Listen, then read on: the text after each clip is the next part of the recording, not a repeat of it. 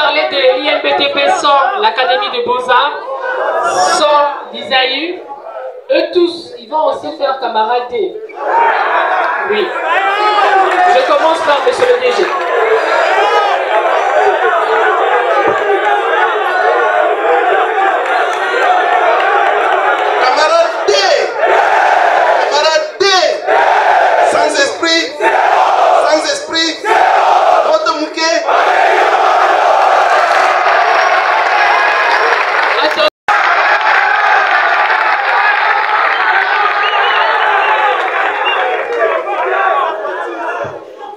Aujourd'hui, je commencerai d'abord par dire sincèrement merci aux organisateurs. Pour moi, c'est avec beaucoup de fierté et de gratitude que je prends la parole, surtout pour l'opportunité qui m'a été accordée de pouvoir m'exprimer. Vous devez savoir que Kinshasa, notre capitale, est une ville vivante, dynamique, mais aussi confrontée à des défis immenses. Une croissance démographique rapide qui a été évoquée tout à l'heure, une urbanisation souvent désordonnée, ça a été dit aussi tout à l'heure, des infrastructures parfois dépassées par les besoins de la population. Ça aussi, ça a été dit, on nous dit que la population est en train de croître, les infrastructures sont en train de régresser par moments statiques. Ça signifie que le projet d'extension de Kinshasa apparaît donc comme une réponse ambitieuse et nécessaire pour décongestionner la ville, offrir de nouveaux espaces de vie, d'activités économiques et promouvoir une métropole moderne, durable et aussi inclusive. Alors, en tant qu'école d'ingénieurs ici à l'INBTP, en tant que bâtisseurs, nous devons savoir qu'étendre une ville ne se limite pas à ouvrir de nouveaux quartiers, c'est repenser la mobilité, l'assainissement, l'énergie, les équipements collectifs avec rigueur, méthode et vision à long terme. C'est aussi relever un défi technique, organisationnel et technologique d'une ampleur rare. Chers invités, dans ce contexte, la question de la formation et de l'adaptation technologique dans la construction des infrastructures devient stratégique. Et c'est à partir de ce thème sur la formation et adaptation technologique que je vais essayer de partager avec vous dans 3-4 minutes seulement. En soi, si je vais rentrer, on se pose des questions d'ordre sécuritaire. Mais aujourd'hui, on peut utiliser des drones sur des chantiers afin de pouvoir sculpter tous les chantiers en temps réel et voir des zones de risque afin de prévoir les risques sur les chantiers. Donc, tout ce que j'essaie de faire de comprendre ici, c'est que l'apport de la technologie est trop importante dans le secteur de la construction, à la fois dans la phase de la conception, dans la phase de la réalisation ainsi que dans la phase d'exploitation. Cependant, ne nous contentons pas de cela. Ne nous contentons pas de cela. Il y a des défis à relever pour cela.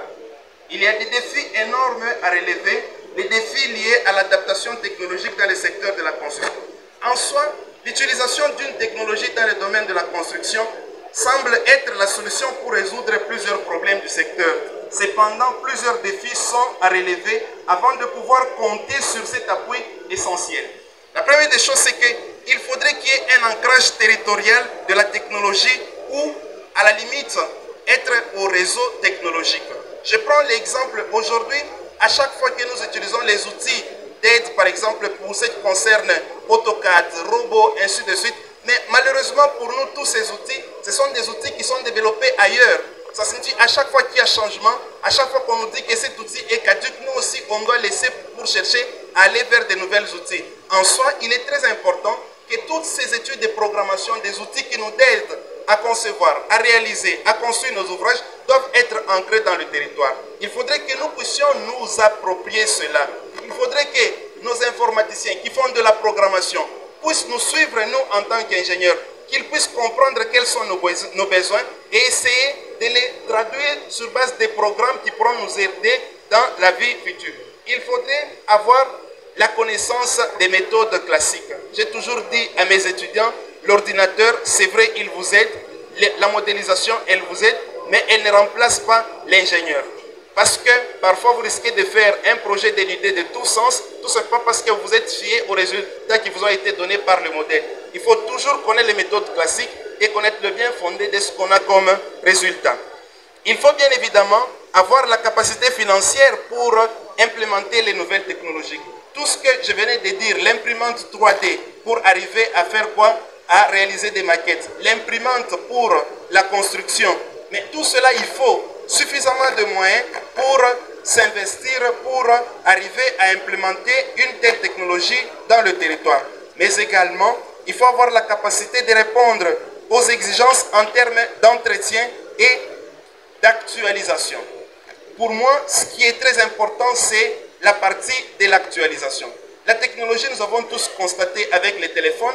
Le téléphone qu'on a eu en 2009, ce n'est pas le téléphone qu'on a aujourd'hui en 2025. Donc vous constatez qu'en permanence, il y a une constante évolution. En soi, même dans le domaine de la construction, dans le secteur du BTP, les équipements que nous avions avant pour arriver à réaliser certaines infrastructures, mais ces équipements sont en train d'être dépassés pour qu'on ait aujourd'hui des nouveaux équipements toujours plus performants, toujours à la recherche de la performance à la fois dans la conception, dans la réalisation ainsi que dans l'exploitation. Alors pour ça, ça demande à ce que nous puissions être en mesure de nous actualiser. Et c'est là que vient l'importance de quoi? De la formation. C'est là où je peux dire que la formation et l'adaptation technologique viennent se rencontrer. En soi, l'adaptation technologique, d'ailleurs dans tous les secteurs, pas seulement du secteur des infrastructures, doit reposer sur la formation. En d'autres termes, la formation technologique doit être basée sur les besoins en adaptation technologique des secteurs clés du pays. Ça signifie qu'aujourd'hui, si nous devons penser à la formation dans notre pays, il faut chercher, nous devons former les gens pour qu'ils travaillent sur quoi? Quel est le besoin chez nous ici? Il y a un besoin en adaptation technologique. Il faudrait que cette formation puisse se baser sur le besoin en adaptation technologique. Aujourd'hui, nous avons un pays avec un potentiel minier énorme. Ça signifie que la formation doit être basée sur l'adaptation technologique, sur la production minière, sur la transformation minière, sur la transformation, je pense, tertiaire de tout ce qui concerne les produits de la filière minière. Il y a la question, par exemple, du secteur agricole. On nous parle toujours de 800 000 hectares ou bien 800 millions d'hectares arables en RDC. Mais ça nous montre déjà qu'il y a un potentiel énorme en ce qui concerne l'agriculture. Donc aujourd'hui, la formation ici chez nous, ça doit être une formation qui est basée sur le besoin en adaptation technologique d'un point de vue agricole. Par exemple, la technologie des productions agricoles, la question de l'irrigation, la question de la transformation, ainsi de suite. Tous ces éléments doivent être basés sur la formation. Et cette formation, comme je l'ai bien dit, elle doit être basée sur le besoin en adaptation technologique. La première des choses, c'est d'abord de remercier les organisateurs. Je pense que les organisateurs ont aussi peut-être compris les ambitions de l'INBTP. Les ambitions de l'INBTP, comme je ne cesse de le dire, désormais, c'est de se compter parmi les acteurs de développement de notre société. En tant que milieu universitaire, nous n'avons pas le droit, seulement bien la mission seulement de former les futurs cadres, de faire de la recherche, mais c'est aussi accompagner la communauté dans la recherche des solutions. Et je pense qu'aujourd'hui, on est tous d'accord qu'il y a un projet qui a été mis en place, c'est lui de chercher à étendre la ville de Kinshasa vers l'Est. Et je pense que dans cette extension de la ville de Kinshasa vers l'Est, il y aura des questions en termes de conception urbanistique, de conception architecturale, mais également de conception des infrastructures qui devront accompagner cette nouvelle ville. Et je pense que l'INBTP, en tant que temple de formation des ingénieurs dans le secteur du bâtiment et des travaux publics, ne peut être que heureux lorsqu'elle reçoit une telle activité. Je pense que vous avez bien écouté le coordonnateur du projet. Il a expliqué ce que c'est en quelque part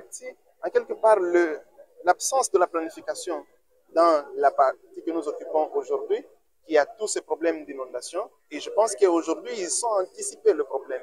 L'anticipation du problème, c'est de rentrer à la base, essayer d'étudier le projet d'extension. Cette fois-ci, le projet d'extension est étudié, il n'est pas subi. Ça signifie qu'on est en train de planifier, de projeter l'extension de la ville de Kinshasa en essayant d'analyser les failles, les forces et les faiblesses de l'espace que nous voulons aujourd'hui occupés pour l'extension de la ville de Kinshasa. Donc je pense que dans ces études de planification, dans ces études d'extension, il y a des questions déjà qui sont analysées en ce qui concerne l'évitement déjà des constructions dans les zones qui sont sujettes à des inondations, la question de garantir l'espace pour les ouvrages d'assainissement, parce qu'il n'y a pas seulement les inondations liées à la remontée des cours d'eau, il y a aussi les inondations qui sont dues à l'absence des ouvrages d'assainissement. Et je pense que dans ce projet, tous ces éléments sont inclus, tous ces éléments sont projetés de telle sorte que les mots que nous connaissons aujourd'hui dans la partie de Kinshasa, que nous connaissons tous, principalement la partie centre,